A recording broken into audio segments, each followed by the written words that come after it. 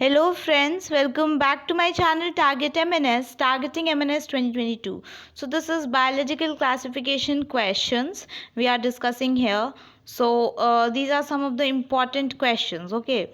And this will definitely gonna clear all your concepts. Let's start with the very first question. That is, five kingdom classification is given by R.H. Whittaker in which of the following year? यहाँ पे जितने भी MCQs मैं provide कर रही हूँ आपको pen paper लेके बैठना है, क्योंकि हर एक ऑप्शन से मैं आपको एक नया नया एमसीक्यू प्रोवाइड करके दूंगी, ठीक है। तो आर एच विटेकर इन्होंने कौन से ईयर में फाइव किंगडम क्लासिफिकेशन दिया था? फाइव किंगडम्स कौन कौन से थे? मोनेरा, प्रोटिस्टा, फंजाई या फंगाई भी बोलते हैं बहुत लोग, Plantae for plants and animalia for animals, ठीक है। तो ये सारे दिए थे, ठीक है। तो आपको ये बताना है कि कौन से ईयर में दिए थे। The right answer is option D, that is 1969, ठीक है। सो R.H. Whittaker in 1969 proposed a five kingdom classification. The kingdom defined by him were named Monera, Protista, Fungi, Plantae and Animalia, ठीक है। Next question, the main criteria for classification of five kingdom classification. ये जो five kingdom का classification किया था किस basis पे किया था? कौन कौन से क्राइटेरियाज थे R.H. Whittaker के? For example two kingdom classification जब हुआ था कि प्लांटे और एनिमेलिया, तो इस बेसिस पे हुआ था कि जो ग्रीन है देखने में, जिसे हम ट्रीज कहते हैं, जो ग्रीन है, ठीक है, ये सारे प्लांट्स हैं, तो वो प्लांटे एक में हो गया था। एंड एनिमेलिया जो फोर लेग्स हैं, लिविंग बींग्स हैं, ठीक है, ये सारे एनिमेलिया में आ गए थे, ठीक है। बट फाइव जो यहाँ पे किंगडम क्लासिफिकेशन हुआ था, सेल स्ट्रक्चर के बेसिस पे हुआ था, yes. Thallus organization, yes. Mode of reproduction कि ऑटोट्रॉफिक है या हेट्रोट्रॉफिक है, इस बेसिस पे, यस। रिप्रोडक्शन सेक्सुअल है और एसेक्सुअल है, यस। फाइलोजेनेटिक रिलेशनशिप कैसा है, इस बेसिस पे भी हुआ था। So right answer is all of these. तो आपको यहाँ पे मेन, मुझे पता है आपको सबको पता चल गया कि ऑल ऑफ दीज इसका आंसर है। पॉइंट ये नहीं है, पॉइंट यहाँ पे ये है कि आपको ये पांच के पांच क्राइटेरिया याद रखने हैं कि cell structure, thallus organisation, mode of nutrition, reproduction and phylogenetic relationships, ये पांच क्राइटेरिया हैं, okay. Next, four kingdom classification, क्या आपने सुना है इसके बारे में? आपको पता है, आपने आपके बुक में गिवन है टू किंगडम क्लासिफिकेशन, सिर्फ ओनली टू एंड फाइव, ठीक है। बट टू भी है, थ्री भी है, फोर भी है, एंड फाइव भी है, एंड सिक्स भी है। तो ये सारे किसने किसने किए हैं क्लासीफाई, ये भी क्वेश्चन आपका आ सकता है। तो कार्लस लिनेयस की बात करें तो इन्होंने टू किंगडम क्लासिफिकेशन दिया है। हेकल की बात करें तो थ्री किंगडम क्लासिफिकेशन।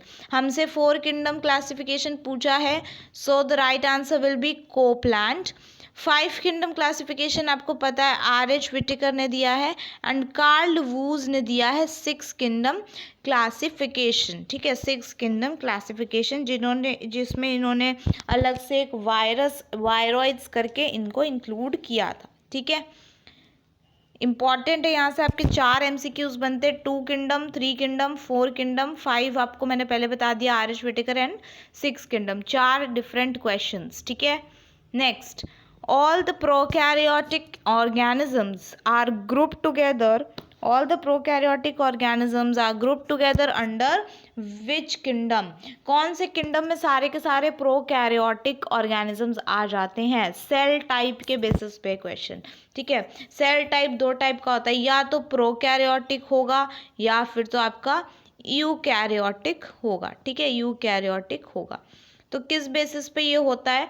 तो प्रोकैरियोटिक जो है ये मोनेरा है, और बाकी जितने भी है प्रोटिस्टा, फंजाई, प्लांटे और एनिमेलिया, ये सारे यूकैरियोटिक। यू मतलब ट्रू, प्रो मतलब फॉल्स, ठीक है। जिसका ट्रू, जिसके पास न्यूक्लियस है उन्हें यूकैरियोटिक कहते हैं, फॉल्स न्यूक्लियस प्रोकैरियोटिक, ठीक है। तो Monera will be the right answer. Next, कोकस is a type of bacteria of which of the following shape. यहाँ से भी आपके चार इंपॉर्टेंट टर्म्स क्लियर होंगे, ठीक है। कोकस जो है बैक्टीरिया का टाइप है, कौन से शेप का होता है कोकस bacteria?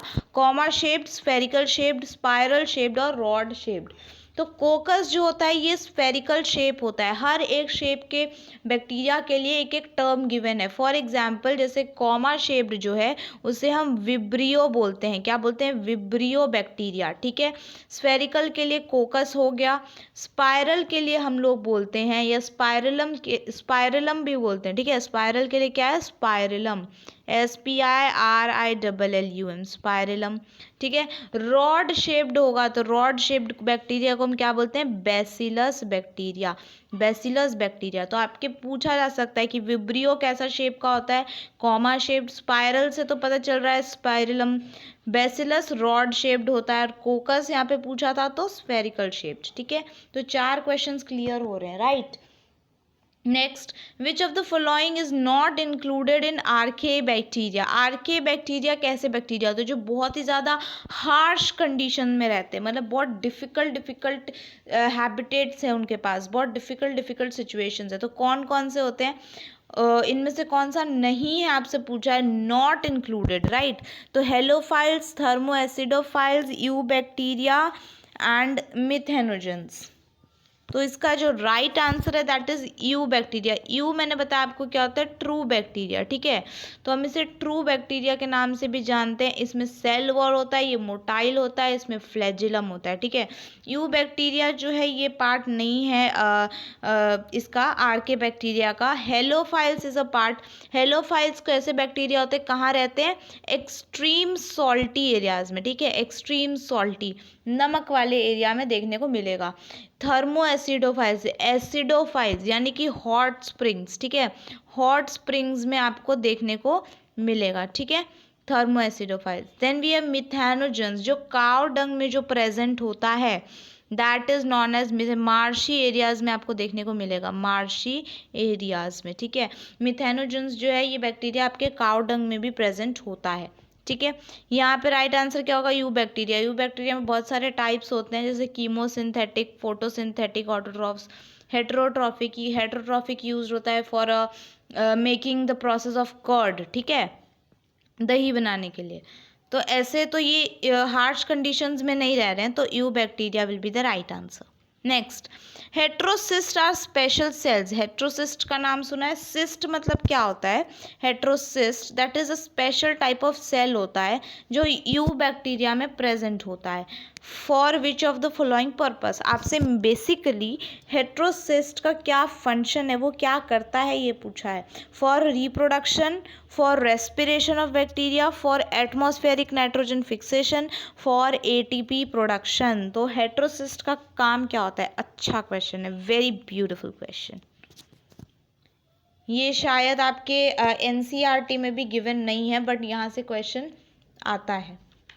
So the heterocyst are the specialize cell present in eubacteria. कई बार ये भी पूछ लेते हैं कि यू बैक्टीरिया में कौन सा स्पेशलाइज सेल है, तो हेट्रोसिस्ट है, एंड इसका काम होता है, the right answer is option C, that is for atmospheric nitrogen fixation. या this is given in your NCERT.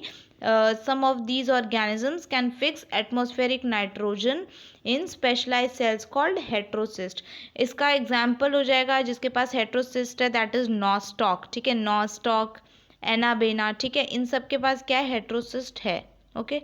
Next question, heterocyst are colourless. ये कलरलेस होते हैं नेचर में, बिकॉज, क्यों होते हैं, रीजन क्या है, absence of pigmentation, no chlorophyll is present, not able to see by naked eyes, due to mucilaginous sheath.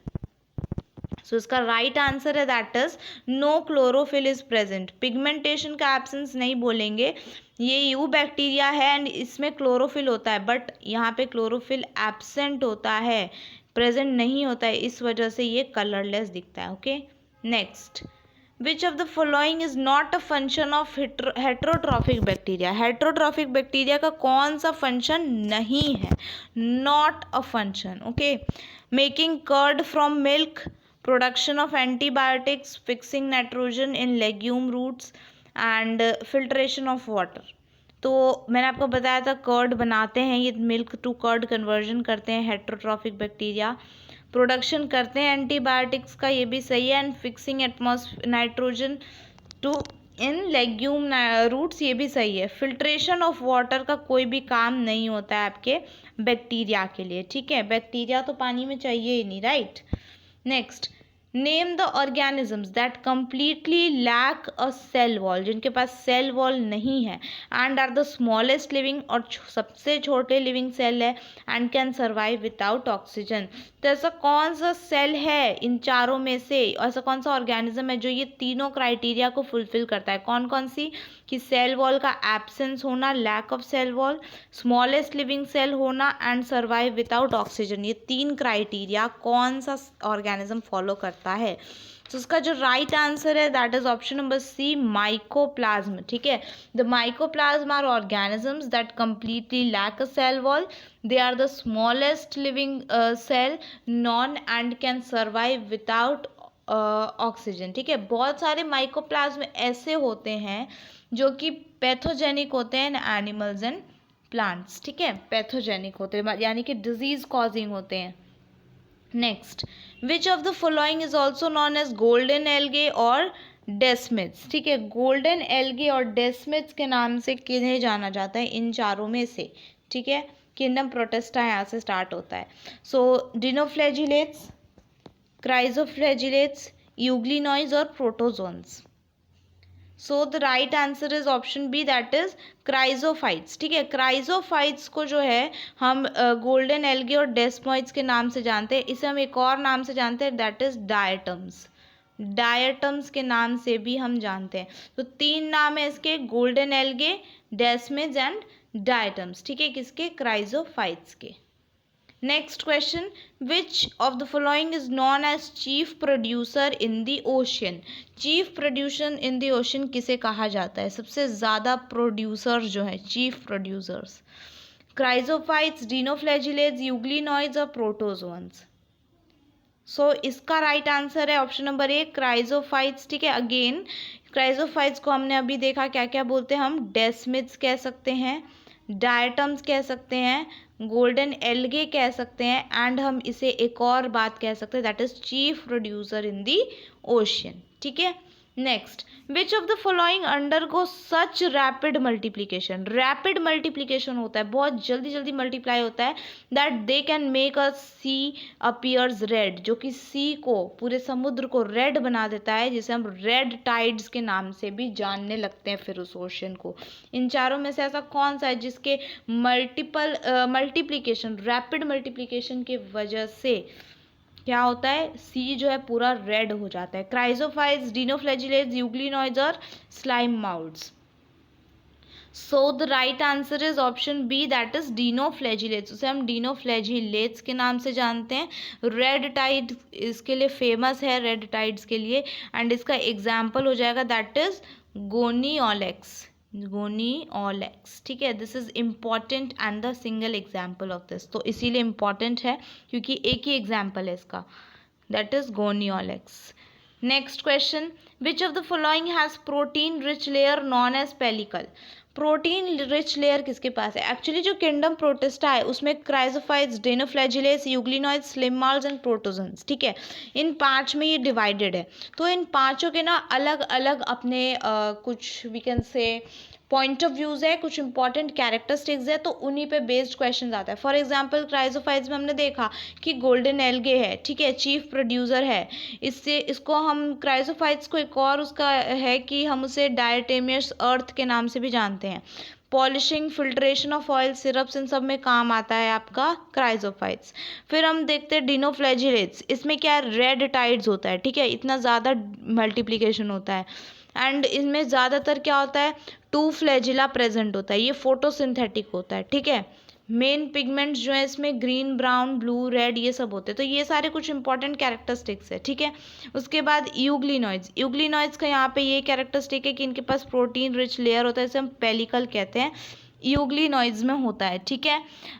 ये क्या करता है, कई बार ये भी क्वेश्चन होता है कि यूग्लिनॉइड्स में जो ये पेलिकल होता है इसका फंक्शन क्या है पेलिकल का, तो ये आप जो उसकी बॉडी है उसको फ्लेक्सिबल बनाता है। क्या करता है, यूग्लिनॉइड्स की बॉडी को फ्लेक्सिबल बनाता है, ठीक है। कौन, पेलिकल, ठीक है। एंड फोटोसिंथेसिस जो है इसमें सनलाइट होगा तो प्रेजेंट होगा, सनलाइट नहीं होगा तो ये फिर हेट्रोट्रॉफ बन जाता है। तो this is a different quality, right. वैसे स्लिम मॉल्स में देखें तो स्लिम मॉल्स जो हैं ये प्लाज्मोडियम कह सकते हैं, एग्रीगेशन कॉल्ड प्लाज्मोडियम, उससे ग्रो होते हैं, ठीक है। एंड ये पूरा एग्रीगेशन बना लेते हैं प्लाज्मोडियम का, ये इसमें नई बात है, ठीक है। आगे चलते हैं। या so these are the questions. तो इतने ही क्वेश्चंस थे हमारे पास आज के लिए। ये कुछ डिफरेंट कैरेक्टर्स है। मैं चाह रही थी कि मैं पूरा का पूरा आपको चैप्टर एक एक करके नोट्स प्रोवाइड करके पढ़ा दूँ कि एग्जैक्टली कहाँ से MCQs आते हैं, बस हम उसी पॉइंट की बात करेंगे, ठीक है। तो अगर आप ऐसा चाहते हो तो हम इसमें ड्यूटेरोमाइसिटीज़, बेसिडियोमाइसिटीज़ यानी कि किंगडम फंजाई एंड किंगडम, इससे पहले प्रोटिस्टा, इन दोनों को कवर करेंगे। और ये आगे के 3 किंगडम, मोनेरा, प्रोटिस्टा और फंजाई, इन्हें मैं कवर करना चाहती हूँ। आप बताना अगर आप चाहते हो अगर ऐसा वीडियो, तो I definitely gonna provide. Thanks for watching. Please like, comment, share to the friends of preparing for MNS 2022 and if you are new to this channel, subscribe to my channel for such an amazing videos. Thank you so much.